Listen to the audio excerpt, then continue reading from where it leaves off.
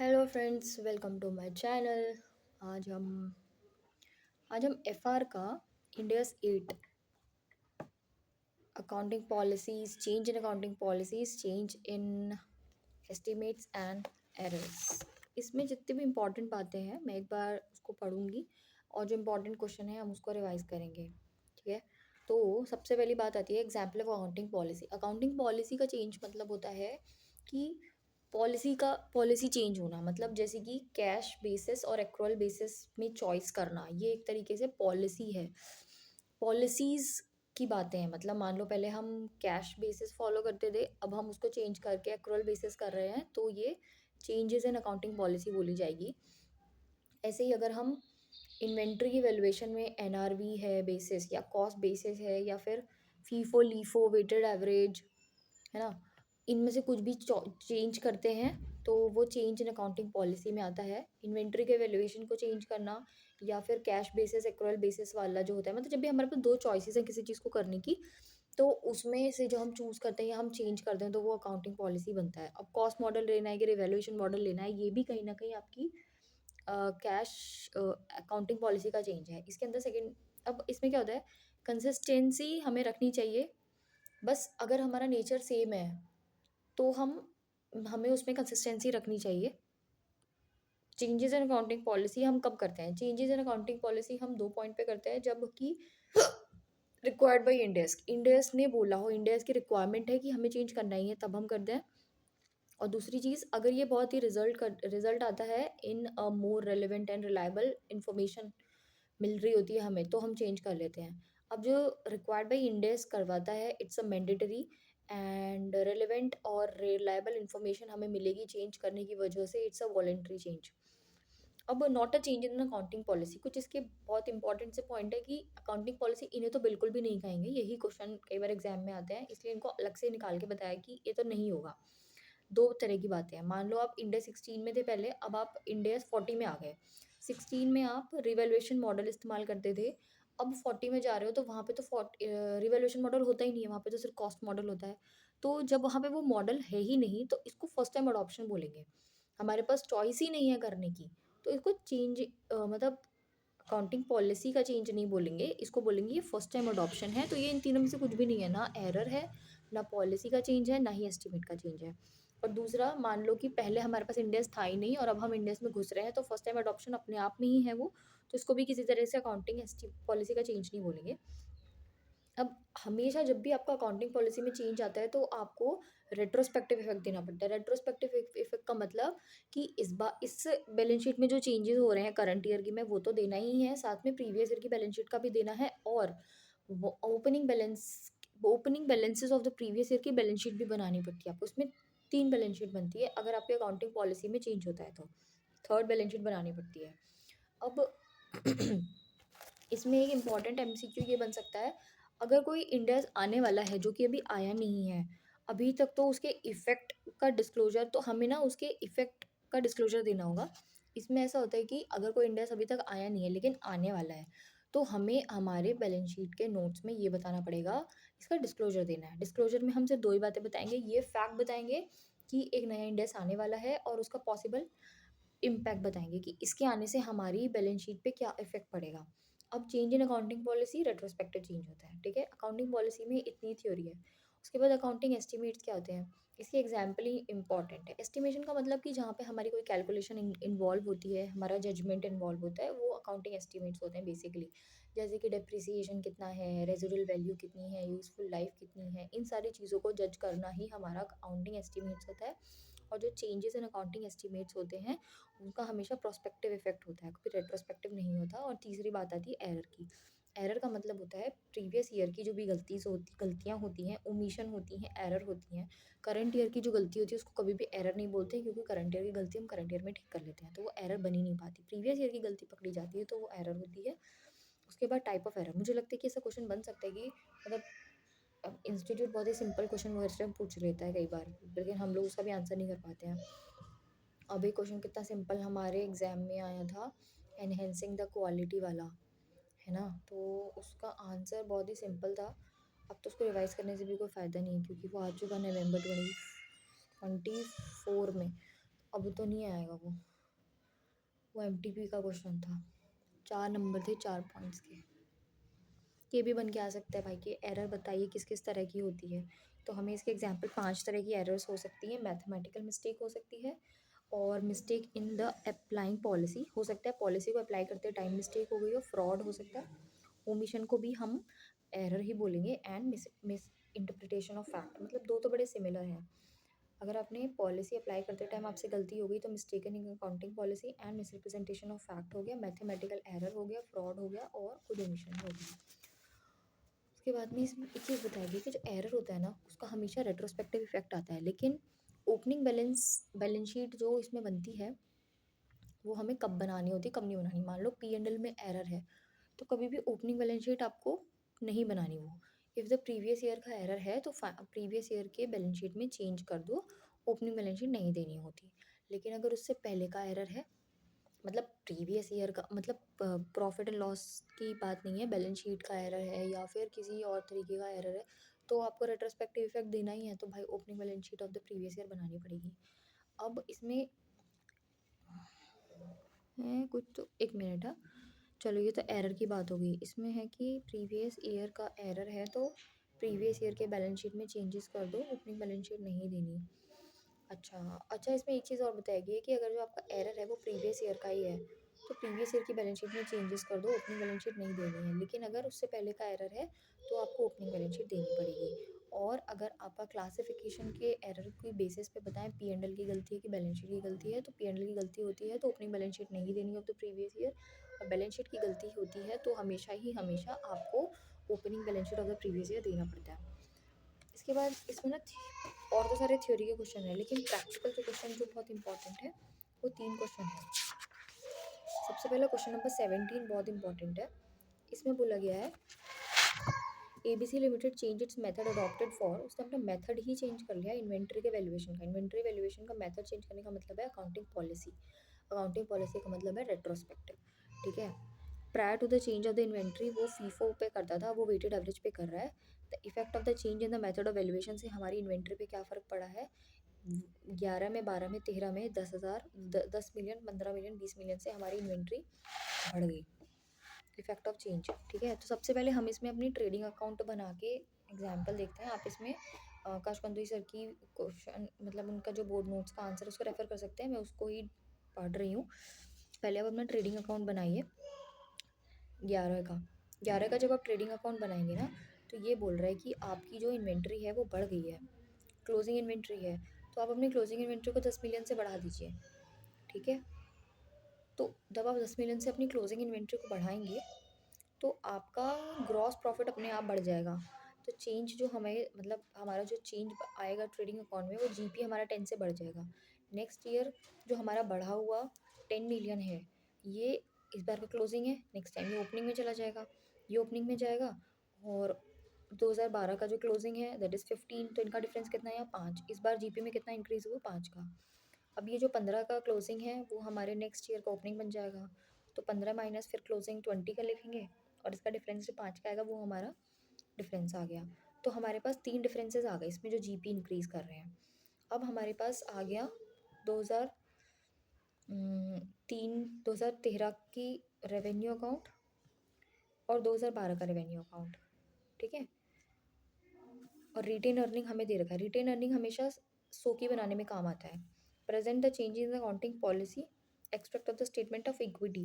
वैसे तो इसने स्टेटमेंट ऑफ इक्विटी मांगा है। स्टेटमेंट ऑफ इक्विटी बनाने के लिए, सो की बनाने के लिए हमारे को दोनों सालों का प्रॉफिट ठीक करना है। 58 68 इज़ द रॉन्ग प्रॉफिट। ठीक करने के लिए हम इसमें सबसे पहले रेवेन्यू लेंगे 324 और 296। ठीक है, हमने दोनों ले लिए। अब हमें पता है कि हमारा जो देखो कॉस्ट ऑफ गुड्स सोल्ड के अंदर ही चेंज होगा, कॉग्स में चेंज आएगा। कॉग्स में चेंज का मतलब ये है, कॉग्स का फॉर्मूला ये होता है opening plus purchase minus closing. तो 173 आपके पास है, प्लस आप इसका ओपनिंग लो 2023, मतलब 12-13 वाला जो हमारा ट्रेडिंग अकाउंट है इसके अंदर हमारा कितना ओपनिंग क्लोजिंग आ रहा है 15 और 20। तो आप 10 को ऐड करेंगे, 15 को माइनस करेंगे, आपका अमाउंट आएगा 159। ऐसे ही आपको का कुछ मैं गलत कर रही हूँ, सॉरी। ये करंट ईयर का है ना 23, तो मेरा आएगा 168। और जैसे प्रीवियस ईयर वाला है उसके अंदर हम क्या करेंगे, 10 और 15, करंट ईयर में लेंगे 15 और 20, 10 और 15 करेंगे एडलेस तो 159 आ जाएगा। बस इसमें ये ध्यान रखना, opening plus purchase minus closing करके इसका आंसर ले आना है। तो ग्रॉस प्रॉफिट हमारा आ जाएगा 156 और 137। अब इसमें से जो एक्सपेंसेस हैं 83 74 इनको लेस कर देंगे तो हमारा आएगा 73 एंड 63। अब हम इसका सोकी अकाउंट बनाएंगे। सोकी अकाउंट हमने ओपनिंग दे रखा है मार्च का, मतलब ये 1 अप्रैल, मतलब करंट ईयर का ये ना 1 अप्रैल 12 का दिया अमाउंट 423।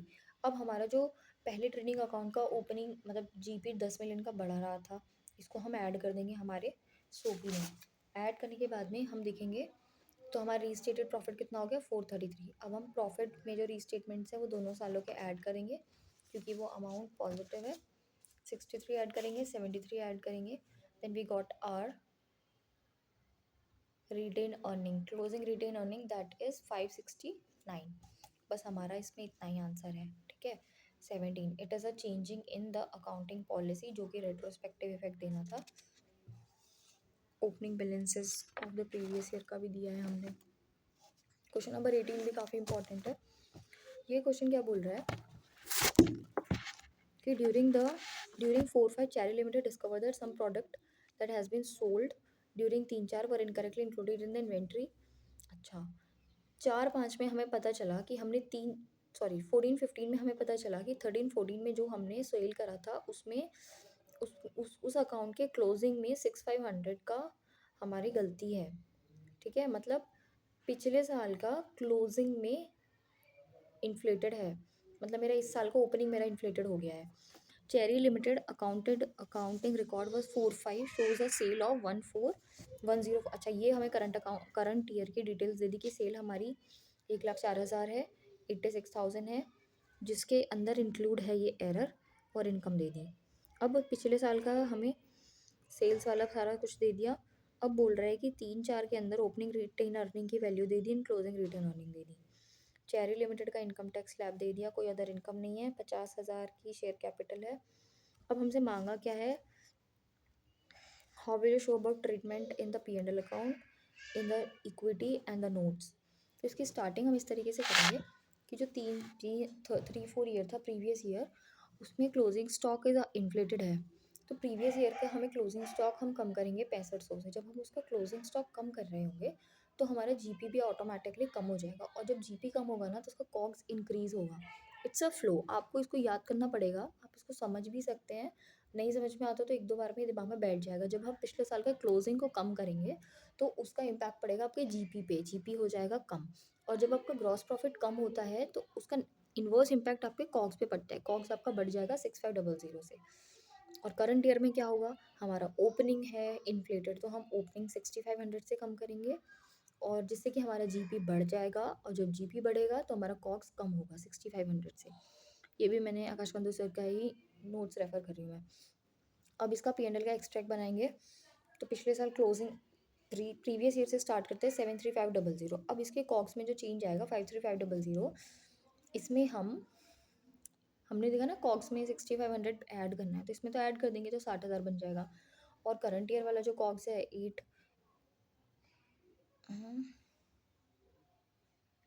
दिया हुआ है ना 8650, इसके अंदर लेस करना पड़ेगा। और उसके बाद इनकम टैक्स 30% दोनों में निकालेंगे। फिर हमारे पास नंबर ऑफ शेयर्स 5 दे रखे हैं, तो हमारे पास बेसिक और डायल्यूटेड EPS आ गया 3.36 और 1.89। अब हम अपना सोकी अकाउंट बनाएंगे। सोकी अकाउंट के अंदर सोकी अकाउंट वाला हमेशा करंट ईयर का मतलब ओपनिंग से स्टार्ट करते हैं, करंट तक पहुंच जाते हैं। इक्विटी शेयर कैपिटल 50,000 है, ओपनिंग बैलेंस हमको 20,000 दिया हुआ है। जब ओपनिंग 20 दिया है तो इसके अंदर प्रॉफिट लॉस को हमें एडलेस करना पड़ेगा। पिछले बार के में रीस्टेटेड है 9450, वो हमने डाल दिया, और इस बार का है 16800, वो हमने डाल दिया, तो हमारे पास प्रॉफिट आ गया 46250। बस इसमें इतना ही था, इतना टफ क्वेश्चन भी नहीं है, ठीक है। इससे ज़्यादा ख़राब क्वेश्चन आपका जो एग्ज़ाम में अभी आया तो नहीं है ये क्वेश्चन, पर MCQ में आ सकता है इस तरह के क्वेश्चन, ठीक है। ये है RTB November 23 का क्वेश्चन ऑन द थर्ड। तो हमने इम्पॉर्टेंट बताया है कि ये आ सकता है आपके एग्ज़ाम में। ठीक है, इसके अंदर कुछ बिल्कुल रटी-रटाई चीज़ें हैं। अभी जैसा हमने क्वेश्चन जो किया है 6500 वाला, वो सेम टू सेम उसकी वर्किंग इन्होंने दे दी है। 6500 का इसमें चेंजेज़ है, ठीक है? 6500 वाली पॉइंट आपको इसमें सेकंड पैरा में दिख जाएगा। पहले पैरा में तो बस ये बता रहा है कि उसने रेवेन्यू बता दिया, कॉस्ट बता दिया, टैक्स एक्सपेंस बता दिया, रिटेन अर्निंग बता दिया। 2002-3 के अंदर उसने बताया है कि उसकी इन्वेंट्री इन्फ्लेटेड था। जब इन्वेंट्री इन्फ्लेटेड होती है तो वही प्रीवियस ईयर में कॉस्ट इंक्रीज़ होगा एंड करंट ईयर में कॉस्ट डिक्रीज़ होगा। उसके बाद में changes in the accounting policy वाला एक पॉइंट आएगा, क्योंकि कॉस्ट मॉडल से फेयर वैल्यू मॉडल पे जा रहा है तो रेट्रोस्पेक्टिव इफेक्ट देना है। अब इसमें वही उसकी इन्वेस्टमेंट्स चेंज हो रही हैं, 25,000, 20,000, 18। तो इसमें आपको ना इनका डिफरेंस लिखना है। सबसे पहले ओपनिंग बैलेंसेस प्रीवियस ईयर और करंट ईयर, आपको गेन हो रहा है 15। ये हमने कैसे निकाला है? It acquired only investment in an associate for 3, उसने 3 का लिया था, लेकिन वो पहुंच गया 18 पे, दैट मीन्स आपको 15 का प्रॉफिट हो गया। अब दूसरी बार में क्या हुआ? 18 से 20 पे हो गया, मतलब 2 का प्रॉफिट हो गया, और फिर 20 से 25 हो गया, दैट मीन्स 5 का प्रॉफिट हो गया। अब इसके नेक्स्ट पैरा के अंदर एक और बात बताई है कि machine is depreciation straight line method to a nil resident it was acquired इतना usage of this it restated the useful life. अब यूजफुल लाइफ को रीस्टेट करना, किसी भी न्यूमेरिकल अमाउंट में चेंज करना is your change in estimate. तो estimate depreciation में चेंज करना, ये थोड़ा सा टफ जाया गया, मेरे को भी इतना नहीं समझ में आ रहा कि पहले आपका डेप्रिसिएशन 1500 आ रहा था, बट वो गलत है। मान लो आपकी जो कॉस्ट थी वो 6000 थी, और दिया हुआ है 6000 पे एक्वायर किया था, कितने साल का है? डेप्रिसिएशन 1500 लिखा है, दे रखा है हमें गिवन, 1500 का डेप्रिसिएशन है।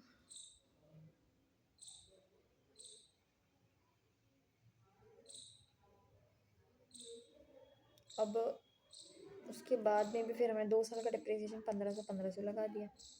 तीसरे साल में हमें उसका डेप्रिसिएशन जो लाइफ है 7 साल नहीं है, 5 साल हो गई है।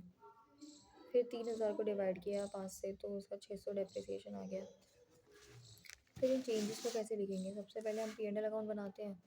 ग्रॉस प्रॉफिट में हमें इसका कॉग्स में हमें इसका चेंज देना है 104 और 73500। तो इसके अंदर अब हमने कॉग्स के अंदर पहले वाले में तो सिर्फ 6500 का चेंज देंगे, करंट ईयर में देंगे 1500 का 6000 का चेंज। ग्रॉस प्रॉफिट 24900 एंड 13500 आ जाएगा। अदर इनकम की बात करें तो 5000 और 2000 ये हमें गिवन है।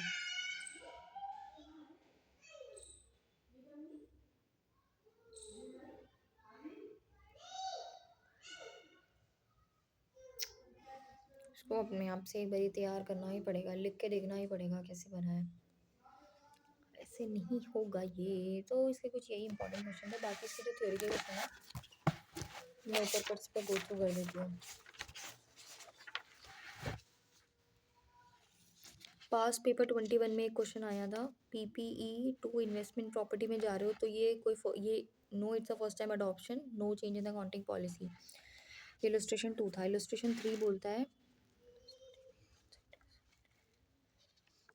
Whether change in the functional currency of an entity represent a change in the accounting policy. अगर फंक्शनल करेंसी में चेंज होता है तो ये बोल रहा है कि इंडिया सीड यहाँ पे अप्लाई ही नहीं होता है, फंक्शनल करेंसी में चेंज वाली बात जो कह रहा है ये।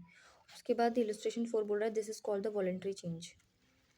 अच्छा, pronouncement of an overseas national standard due to add it would permissible change the set policy. तो ये वॉलंटरी चेंज है, जिसे change in accounting policy voluntary कर रहे हो, मैंडेटरी नहीं है। उसके बाद में whether an entity can change its accounting policy of subsequent measurement of property plant and equipment from revaluation model to cost model. अब रिवैल्यूएशन से कॉस्ट मॉडल में आप आते हो तो it's a measurement change in the accounting policy. Illustration 6 बोल रहा है whether an entity is required to disclose the impact of any Ind AS which is issued but not effect. हाँ हाँ, ये एक नया पॉइंट था कि अगर आपका कुछ एक ऐसा इंडेस है जो कि अभी तक रिलीज नहीं हुआ है, तो बट आपको उसका इम्पैक्ट तो देना ही पड़ेगा। It require a disclosure the impact इंडेस अभी आया नहीं है, ये फैक्ट डिस्क्लोज करना पड़ेगा एंड पॉसिबल इम्पैक्ट बताना पड़ेगा। Weather a change in the inventory cost formula is a change in the accounting policy. हाँ, इन्वेंट्री के कॉस्ट के फॉर्मूले में चेंज होना है, इज अ अकाउंटिंग पॉलिसी का चेंज। उसके बाद RTP मई 20 का क्वेश्चन है,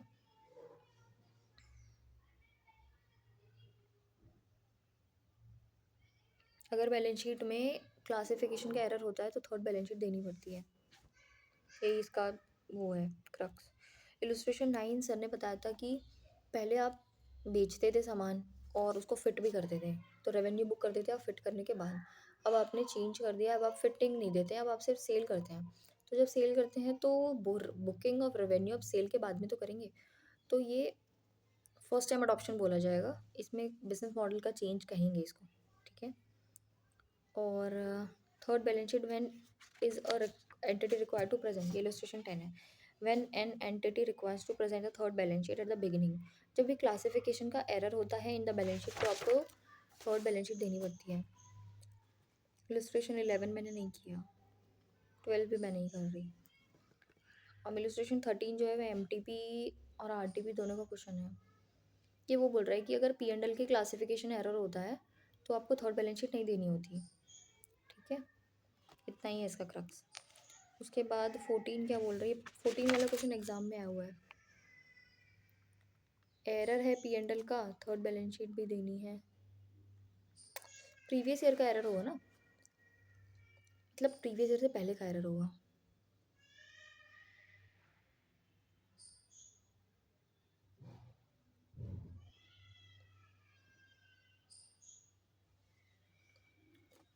ये क्वेश्चन इंपॉर्टेंट है, एक बार डिस्कस करना। पास्ट एग्जाम का क्वेश्चन है नवंबर 22 का।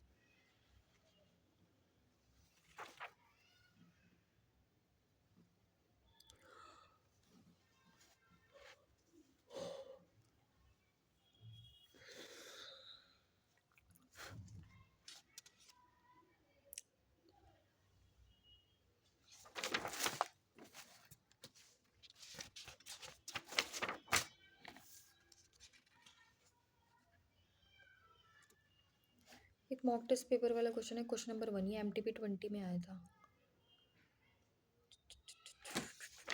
LDR टिक करा है सर ने ये।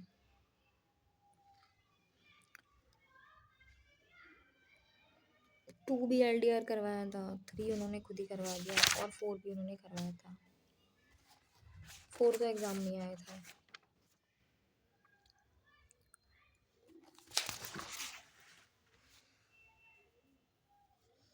चलिए ठीक है, तो एक बार जो इसके मॉक टेस्ट RTP MTP वाले क्वेश्चन है उनको गो थ्रू कर लेना। 4 ही क्वेश्चन है, दो मतलब MTP RTP वाले हैं, ये रिपीट हो सकते हैं एक बार।